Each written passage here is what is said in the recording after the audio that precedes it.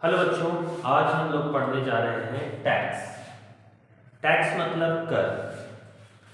आप लोग सबको तो पता होगा कि टैक्स हम लोग किसे पे करते हैं? गवर्नमेंट को। अब गवर्नमेंट हम पर टैक्स जो चार्ज करती है वो टैक्स क्यों चार्ज करती है, इसके पीछे रीजन क्या है? तो आपको पता होगा कि हमारे यहाँ जब गवर्नमेंट नहीं थी तो हमारे यहाँ इंपायर्स होते थे, इंपेरियर्स, राजा महाराजा, उनका साम्राज्य होता था। और होता क्या थे कि वहां पर जो किंग है, वहां पर जो राजा है, वो कहते थे कि हमारे दरबार में कोई भी इंसान सामान बेचने आएगा तो सबसे पहले उसे मुझे कर देना पड़ेगा, दैट इज टैक्स, या मुझे कोई गिफ्ट देना पड़ेगा। तो राजा तो चले गए, बट अब क्या हुआ, हमारे जो उनके जो एम्पायर्स थे उनको अलग अलग स्टेट में बांट दिया गया। हमारी कंट्रीज जो आपको पता है कि अलग अलग स्टेट है, तो अलग अलग स्टेट में बांट दिया गया, वो एक कंट्रीज बन गई है, अलग अलग कंट्रीज बन गई है। तो सारे जो किंग थे, किंग के बदले अब कौन आ गए? गवर्नमेंट आ गए। और गवर्नमेंट कहती है कि हम आपके वेलफेयर के लिए जो काम करेंगे वो कैसे करेंगे, हमारे पास पैसा कहां से आएगा? तो गवर्नमेंट कहती है कि आपके वेलफेयर के लिए जो हम लोग काम करेंगे उसके लिए हमें कुछ गिफ्ट दीजिए, हमें कुछ कर दीजिए, दैट इज अ टैक्स, ताकि हम उस पैसे से आपके ऊपर ही इन्वेस्टमेंट कर सके और हम अपने साम्राज्य को, अपने स्टेट को और बड़ा कर पाए। समझ में आ रही बात? तो गवर्नमेंट क्या है, हम पर क्या चार्ज करती है? टैक्स चार्ज करती है। ठीक, अब बातें उठती है कि सर टैक्स कितने तरह की होती है? तो याद रखोगे, गवर्नमेंट जो हम पर टैक्स चार्ज करती है वो दो तरह के टैक्स चार्ज करती है। There are two types of taxes. पहला होता है डायरेक्ट टैक्स और दूसरा होता है इनडायरेक्ट टैक्स। अब सर डायरेक्ट टैक्स क्या होता है, इनडायरेक्ट टैक्स क्या होता है? गवर्नमेंट डायरेक्टली जो हमारे इनकम पर चार्ज करती है दैट इज डायरेक्ट टैक्स। मतलब डायरेक्ट टैक्स किस पे चार्ज होता है सर? हमारे इनकम पर, इसलिए इसका नाम है income tax. Indirect tax sir किस पे चार्ज होता है? गुड्स एंड सर्विसेज पे, इसलिए इसका नाम है जीएसटी, इनडायरेक्ट टैक्स। सर थोड़ा डिटेल्स में बताएं, डायरेक्ट टैक्स क्या होता है और इनडायरेक्ट टैक्स क्या होता है? तो अगर हम लोग अपने देहाती लैंग्वेज में समझें तो जब हम अपने इनकम का डायरेक्टली टैक्स गवर्नमेंट को देते हैं तो उसको हम लोग कहते हैं डायरेक्ट टैक्स। जैसा कि आपको पता होना चाहिए कि हमारे जो टैक्स स्लैब है, पहले 2.5 लाख पर टैक्स नहीं लगता था। अगर आप साल में 2.5 लाख रुपए कमाते हो तो उस पर कोई भी टैक्स नहीं लगता है, लेकिन 2.5 लाख से जितना ज्यादा कमाओगे उस पर पहले 5% टैक्स लगता है। ठीक, ये टैक्स स्लैब है, मैं बता दूंगा उसको टैक्स स्लैब क्या होता है। तो ऐसे समझे, 2.5 लाख पर कोई भी टैक्स नहीं है, लेकिन 2.5 लाख से ज्यादा पर कितना है? 5% है। सपोज दैट हमने कमाया साल का 3 लाख रुपए, तो 3 लाख में 2.5 लाख पे तो कोई टैक्स नहीं है, बाकी बचा कितना सर? 50,000। आपको पता है कि 50,000 पे हमको कितना देना है? 5% टैक्सेस देने हैं, दैट इज 2500। किसको देना है? डायरेक्टली गवर्नमेंट को, दैट इज डायरेक्ट टैक्स। जब हमको पता होता है कि हम अपनी इनकम का कितना हिस्सा, कितना पार्ट पे गवर्नमेंट को कितना टैक्स दे रहे हैं, that is direct tax, directly हम गवर्नमेंट को देते हैं। समझ में आ गई बातें? अब बातें आते हैं indirect tax. Indirect tax goods और सर्विसेज, जैसे मैंने ये पेन खरीदा, क्या मैंने इस पेन पर टैक्स दिया सर? हाँ, ऑब्वियसली दिया। अगर आप देखोगे तो एमआरपी में लिखा रहता है इंक्लूडिंग ऑल टैक्सेस। अब मुझे बताइए, अगर ये पेन 10 रुपए का है और इस पेन पर मैंने टैक्स दिया, कितना टैक्स दिया सर? पता नहीं। अच्छा, क्या हमने डायरेक्ट गवर्नमेंट को टैक्स दिया या दुकानदार को दिया? तो सर दुकानदार को पैसा दिया, दुकानदार जाकर होलसेलर को देगा, होलसेलर जाकर फिर प्रोड्यूसर को देगा और प्रोड्यूसर जाकर फिर किसको देगा? गवर्नमेंट को देगा। तो ये इनडायरेक्टली किसके पास जाता है? गवर्नमेंट। डायरेक्टली नहीं, इनडायरेक्टली, लास्ट में अल्टीमेटली तो गवर्नमेंट के पास ही जाना है, लेकिन ये डायरेक्टली नहीं जाता है। जैसे यहां क्या था, मेरे इनकम पर डायरेक्टली गवर्नमेंट को हमको देना है, मैं जितना पैसा कमा रहा हूं मुझे ही टैक्स जाकर देना है गवर्नमेंट को directly, that is a direct tax. लेकिन गुड्स एंड सर्विसेज में हम सामान खरीदते हैं एज अ कंज्यूमर, बट हम गवर्नमेंट को टैक्स पे नहीं करते डायरेक्टली, हम किसको देते हैं? दुकानदार को देते हैं। दुकानदार जाके होलसेलर को, होलसेलर जाके प्रोड्यूसर को, फिर लास्ट में किसके पास रहता है? अल्टीमेटली गवर्नमेंट के पास। सर इसको और थोड़ा देहाती बनाते हैं। अगर गवर्नमेंट हमारे सामने वाली पॉकेट से बताकर पैसा निकाले, देखिए हमको पता है ना 2.5 लाख पे टैक्स नहीं लगेगा, 3 लाख पे इतना टैक्स लग जाएगा। अगर हमारे सामने वाली पॉकेट से गवर्नमेंट पैसा निकाल ले तो वो डायरेक्ट टैक्स, अगर पीछे वाले पॉकेट से पैसा निकाल ले बिना बताए, हमको पता ही नहीं चल रहा कितना टैक्स दे रहे हैं कितना नहीं दे रहे, that is indirect tax. Tax तो दे रहे हैं, आप कोई भी सामान खरीदोगे उस पर तो टैक्स लगेगा, दैट इज इनडायरेक्ट टैक्स। तो डायरेक्ट टैक्स हमको पता होता है कि हमारे इनकम पे लग रहा है। Is it clear? आगे बढ़ते हैं। अब गवर्नमेंट कहती है कि ठीक है तुम्हारे इनकम पर टैक्स तो लग जाएगा, लेकिन सबसे बड़ी बात है कि गवर्नमेंट ने इनकम के लिए हेड्स बनाए हैं। There are 5 heads, 5 head government ने बना दी। गवर्नमेंट ने कहा कि तुम पैसा कमा कैसे सकते हो, तुम कैसे पैसा कमा सकते हो बताइए। अगर हम बात करें इनकम की तो हमें इनकम कहां से हो सकता है सर? इनकम फ्रॉम, सर कहीं काम करके, कहीं भी हम नौकरी करेंगे तो हो जाएगा, हाँ पहला। और कहां से कमा सकते हैं? इनकम फ्रॉम एचपी मतलब हाउस प्रॉपर्टी। सर घर में, घर से कैसे कमा सकते हैं? किराए पे लगा के। अगर हम किराए पे लगा के घर को तो उससे भी कमा सकते हैं पैसा, हाँ। तीसरा इनकम फ्रॉम पीजीबीपी। पीजीबीपी का फुल फॉर्म होता है profit and gain of business and profession. या तो बिजनेस करके या तो प्रोफेशन करके पैसा कमा सकते हैं, हाँ या ना। पहला है कहीं नौकरी करके, दूसरा है घर को किराए पे लगा के, तीसरा है या तो बिजनेस या तो प्रोफेशन करके। या तो कोई सामान हम बेचते हैं, बिजनेस है मेरा, या तो हम सर्विसेज देते हैं, जैसे मैं आपको पढ़ा रहा हूं ये सर्विसेज है, इस पर भी हमारा इनकम होगा, ये टैक्स लगेगा पीजीपीपी हेड में। नेक्स्ट कहता है इनकम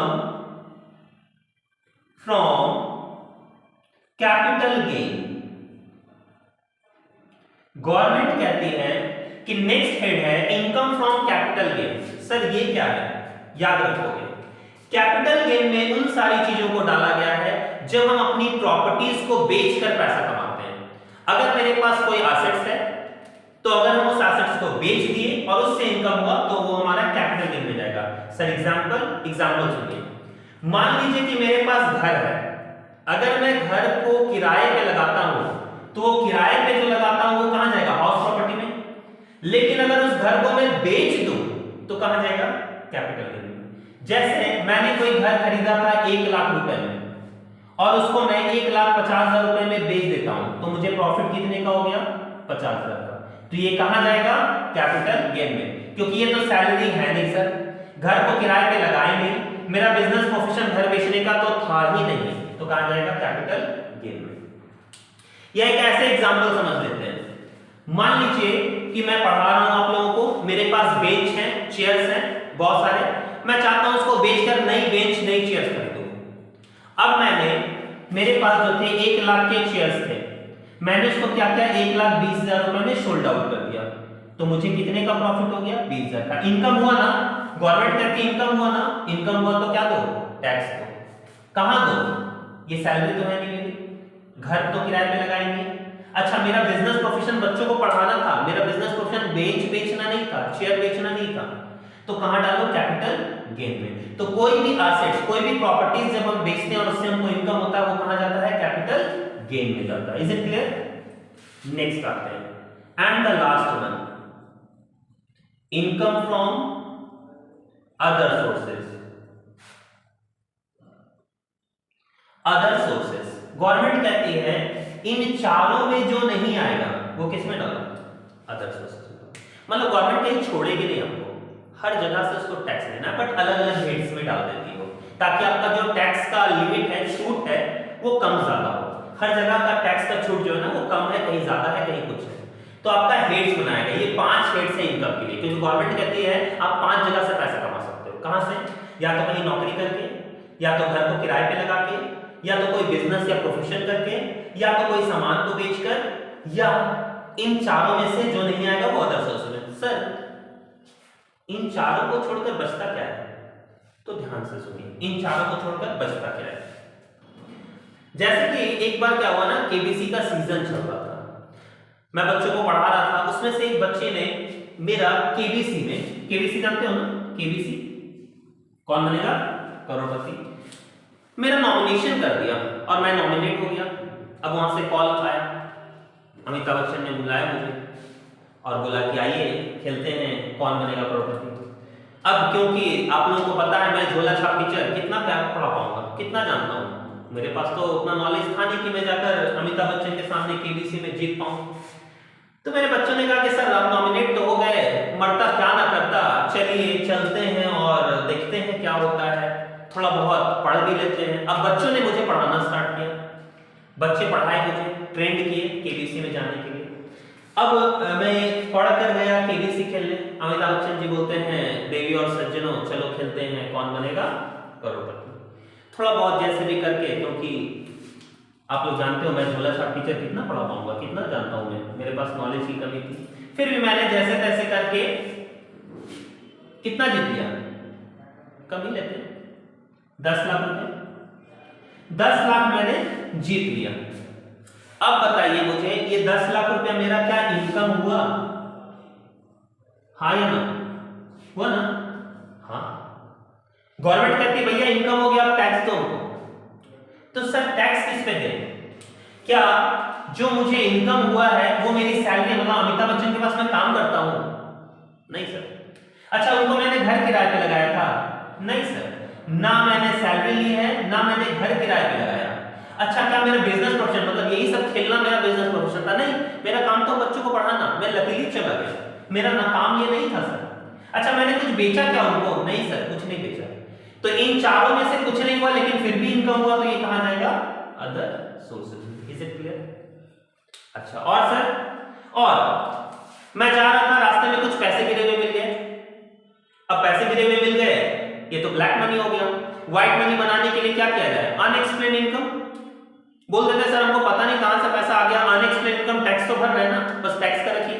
मैंने बोलकर टैक्स भर दिया, ये कहां चल गया? Other sources. अच्छा मैंने लॉटरी खेल ली, लॉटरी जानते हो ना, लॉटरी आता है, मैंने लॉटरी खेल ली और 10 लाख रुपए कमा लिए उसमें से।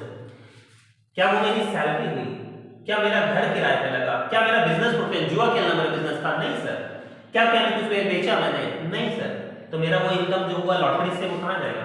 Other sources. समझ में आ गया? तो ये 5 हेड्स बनाए गए हैं इनकम टैक्स में, जो क्या है हमारे लिए डायरेक्ट टैक्स। गवर्नमेंट कहती है तुम सैलरी से कमा सकते हो, तुम घर को किराए पे लगाकर, तुम पीजीबीपी से कमा सकते हो, तुम कैपिटल गेन कुछ बेचकर कमा सकते हो, या अदर सोर्सेज से, मतलब इन सब से जो नहीं आएगा वो अदर सोर्सेज से आएगा। चलिए ये तो सारी चीजें हो गई। इन अदर हैंड दूसरी पार्ट क्या है सर? मेन टॉपिक अब आते हैं goods and services, that is GST. लेकिन ये आपको पता होना चाहिए कि जीएसटी से पहले इनडायरेक्ट टैक्स था, जीएसटी नहीं था। इनडायरेक्ट टैक्स सर था क्या? ध्यान से सुनोगे, जीएसटी से पहले हमारे पास था indirect tax, that is VAT. Sir VAT जानते हो वैट क्या होता है? फिर क्या था sir? Sir CST, central sales tax. Sir उसके बाद क्या था? Sir custom duty. सर उसके बाद क्या था? Sir service tax. और सर लास्टली क्या था? Excise duty. ये हमारे पास थे। सर एक एक करके बताएं जरा होता क्या है वैल्यू एडेड टैक्स। तो हम लोग पढ़ते हैं वैट, वैट के बारे में। वैल्यू एडेड टैक्स क्या होता है? पहले कोई भी सामान एक स्टेट के अंदर, विद इन द स्टेट, जैसे हम लोग कहां रखते हैं? झारखंड। झारखंड, झारखंड के अंदर कोई भी सामान जितनी बार बेचा जाएगा उतनी बार वो टैक्स ऐड होगा, दैट इज क्या था? वैट। जैसे 100 रुपए का सामान हम बेचे झारखंड में, ठीक, अंदर में, और 10% टैक्स लगा तो कितना हो गया? 110। फिर इस सामान को अगर हम बेचेंगे, मान लीजिए इसको हम लोग बेच दिए 110 वाले सामान को 120 में, तो फिर इसका फिर से 10% जुड़ जाएगा, 132 रुपए। फिर इसको 150 रुपए में बेच दिए तो फिर इसका 10% 15% जुड़ जाएगा। मतलब जितनी बार खरीद बिक्री होगी उतनी बार वो टैक्स ऐड होता चला जाता था, that is VAT, value added tax. इसलिए इसका नाम भी रखा गया था वैल्यू एडेड टैक्स, वैल्यू में ऐड होता चला जाता था। समझ में आ गया? लेकिन कंडीशन क्या था, एक स्टेट के अंदर। दूसरा सेकंड पॉइंट क्या था sir, CST, central sales tax. Sir ये क्या था? अब कहा गया एक स्टेट से बाहर भी तो बेच सकते हैं, जैसे झारखंड से निकलकर चले गए हम बिहार, हम झारखंड से निकलकर कहां चले गए, बिहार। अब हम जब बिहार में बेच रहे हैं तो भैया एक स्टेट से दूसरा स्टेट हो गया। तो जब हम लोग एक स्टेट से दूसरे स्टेट में बेचते हैं तो हम लोग को क्या चार्ज होता था, सीएसटी, क्योंकि एक स्टेट के अंदर बेचेंगे तो क्या चार्ज होगा, वैट, और एक स्टेट से दूसरे स्टेट जाएंगे तो क्या चार्ज होगा, सीएसटी, सेंट्रल सेल्स टैक्स। उसके बाद अब आते हैं कंट्री, मान लीजिए ये इंडिया और नीचे श्रीलंका। अगर हम इंडिया से निकलकर जा रहे हैं श्रीलंका की ओर, एक कंट्री से दूसरे कंट्री, तो वो क्या चार्ज हो जाएगा, कस्टम ड्यूटी। फिर से मैं रिपीट करूं, वैट। एक स्टेट के अंदर बेचेंगे तो वैट, एक स्टेट से दूसरे स्टेट बेचेंगे तो सीएसटी, एक कंट्री से दूसरी कंट्री बेचेंगे तो कस्टम ड्यूटी। समझ में आ गई बात? और सर्विसेज पे लगता है सर्विस टैक्स। अगर हम सर्विसेज दे रहे हैं तो हम लोगों को क्या चार्ज होगा, सर्विस टैक्स। ठीक, सर्विसेज मतलब तो जानते ही होंगे, जैसे रेस्टोरेंट में हमने खाना खाया, रेस्टोरेंट वाले ने हमें क्या दिया, सर्विसेज दी, तो रेस्टोरेंट वाले क्या चार्ज करेंगे, सर्विस टैक्स चार्ज करेंगे। तो हमें बिल के साथ टैक्स एक्स्ट्रा देना पड़ेगा। अच्छा, ये टैक्स क्या गवर्नमेंट को हम देते हैं, नहीं सर, हम रेस्टोरेंट वाले को देते हैं, और रेस्टोरेंट वाले ले जाकर फिर क्या करते हैं, वो गवर्नमेंट को देते हैं। इसीलिए इसका नाम है इनडायरेक्ट टैक्स। लास्ट आता है एक्साइज ड्यूटी। अगर इंडिया में कोई भी सामान इंडिया में मैन्युफैक्चरिंग होता है, बनता है, तो उस पर क्या लगता है, एक्साइज ड्यूटी। तो पहले लगता था VAT, CST, custom duty, service tax, excise duty. समझ में आ गई? कभी भी बाहर से इंपोर्ट एक्सपोर्ट करेंगे तो क्या लगता था, कस्टम ड्यूटी। अब गवर्नमेंट ने कहा कि भैया इतने सारे टैक्सेस हैं जिसकी वजह से गुड्स जो है और सर्विसेज जो है वो बहुत महंगी हो जाती है, इसलिए क्या लाओ, वन नेशन वन टैक्स। इसलिए गवर्नमेंट ने लाया one nation one tax, that is GST, goods and services tax. अब इतने सारे टैक्सेस नहीं लगते, अब सिर्फ एक टैक्स लगता है, क्या, जीएसटी और कस्टम, बस, बाकी कुछ भी नहीं लगता है। तो हमने पढ़ा आज टैक्स में क्या, डायरेक्ट टैक्स और इनडायरेक्ट टैक्स। डायरेक्ट टैक्स में 5 हेड है, इनडायरेक्ट टैक्स में पहले थे इतने सारे 5 हेड, बट अब उसको हटाकर क्या कर दिया गया, सिर्फ एक head, one nation one tax, that is GST. ठीक, तो गुड्स एंड सर्विसेज टैक्स, इसमें बहुत मजेदार चीजें हैं। सर्विस टैक्स में भी सर्विसेज के बारे में बताया गया है कि सर्विस टैक्स में सर सर्विसेज का मतलब क्या होता है। ठीक है, जैसे फॉर एग्जांपल मान लीजिए कि हम रेस्टोरेंट में खाना खा रहे हैं, तो रेस्टोरेंट वाले ने मुझे सर्विस दी, खाना बनाकर उनको दिया, तो क्या वो सर्विस टैक्स चार्ज करेगी? हाँ सर, सर्विस टैक्स तो चार्ज करेगी। अच्छा, घर में आपकी मम्मी आपको खाना बनाकर खिला रही है, क्या वो सर्विसेज दे रही है? हाँ, दे रही है। तो क्या उस पर सर्विस टैक्स चार्ज होगा? क्या अभी तक सर्विस टैक्स चार्ज हुआ है? नहीं। क्यों नहीं? अच्छा, अगर आप एक होटल में जाकर रहते हो, मान लीजिए आप किसी होटल में जाकर रहे, ठीक, वहां आप उसका पे करोगे, जितना भी रेंट है वो पे करोगे, तो अमाउंट पे करने के बाद क्या उस पे जीएसटी लगता है एक्स्ट्रा होटल में? हाँ सर, होटल में सर्विस टैक्स भी लगाया जाएगा। होटल में मैं रहा, स्टे किया, होटल का किराया प्लस जीएसटी वो चार्ज करेगा। अच्छा, मैं अगर एक किराए के घर में रहता हूं, अगर मैं किराए के घर में रहता हूं तो मकान मालिक या मालकिन मुझसे किराए के बदले क्या जीएसटी भी लेती है? नहीं सर। तो क्यों ऐसा? अगर मैं होटल में रहूं तो मेरा जीएसटी लगेगा, अगर मैं किराए के घर में रहूं तो मेरा जीएसटी नहीं लगेगा। सर ऐसा क्यों? तो बहुत सारी चीजें हैं इसमें, और दे रहा है कि सर सर्विसेज का मतलब क्या होता है, किसी में टैक्स लगता है और किसी में टैक्स क्यों नहीं लगता है। तो ये सब जानने के लिए हम लोग अपने नेक्स्ट वीडियो में जीएसटी को डील करेंगे कि एक्चुअली में सर जीएसटी होता क्या है और जीएसटी में गुड्स का मतलब क्या है और सर्विसेज के मतलब क्या है। ठीक, जैसे क्या पैसा को गुड्स माना गया है, क्या हम पैसा को बेच सकते हैं? अब बताइए 100 रुपए का नोट को आप बेच सकते हो? 100 रुपए का नोट कितने में बिकेगा? तो नहीं सर, 100 रुपए का नोट कहां बिकेगा? तो क्या मनी जो है वो गुड्स है? नहीं ना। हाँ, मनी गुड्स है, लेकिन current currency is not a goods. Current currency जो चल रहे हैं वो गुड्स नहीं है, लेकिन पुराने सिक्के, पुराने नोट वो गुड्स ही माने जाएंगे। अब आप बताइए, जो नोट बंद हो चुका है अभी, जो मोदी जी ने मॉनेटाइजेशन किया, 1500 का नोट बंद किया, अब वो तो कागज का टुकड़ा है, लेकिन अगर हम उसको 10 साल 20 साल 30 साल 50 साल के बाद वो नोट को निकाले तो वो एंशिएंट हो गया ना। पुराने सिक्के, पुराने कॉइन्स देखोगे आज भी बिकते हैं। OLX पे जाके देखिए, फ्लिपकार्ट पे देखिए, बहुत सारे साइट हैं ऑनलाइन के, उसमें पुराने सिक्के, पुराने नोट्स जो है वो बिकते हैं। मतलब वो क्या है? गुड्स। तो याद रखोगे, करेंसी इज अ गुड्स। हाँ, currency is a goods, except क्या है?